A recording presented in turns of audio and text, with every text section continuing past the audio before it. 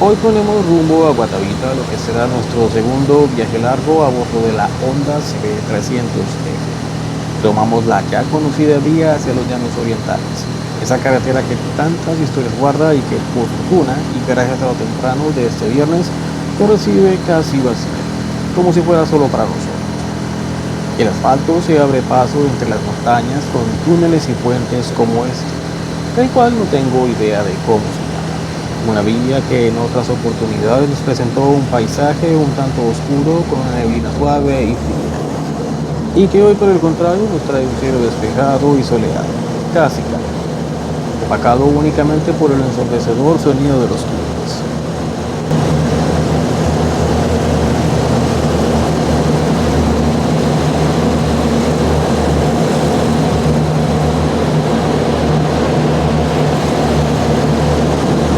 Sí, ese mismo sonido, uno que pocas veces he escuchado en videos, al menos con buena calidad, pero que una carretera como esta en definitiva lo hace escuchar. Sí que sí, como lo sospechabas, este video es acerca de la carretera, del sonido, de la experiencia, del paisaje, de todo aquello que significa la ruta.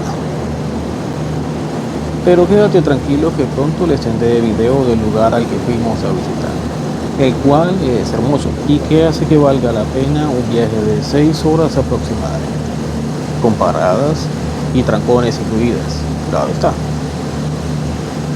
Así que si te gustan este tipo de videos, quédate hasta el final. Son 8 minutos de ruta, de la muy conocida vía al llano. Así que te dejo con las imágenes y con el sonido.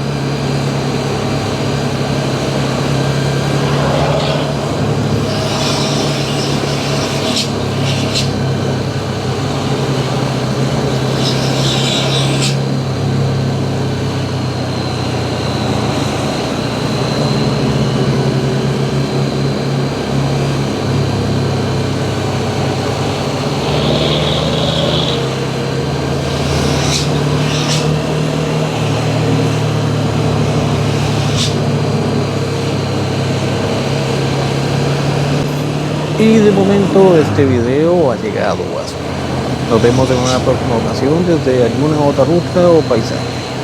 Y recuerden, les habló Nilo Vargas, tercero por el nombre. Y eso es todo. Todo.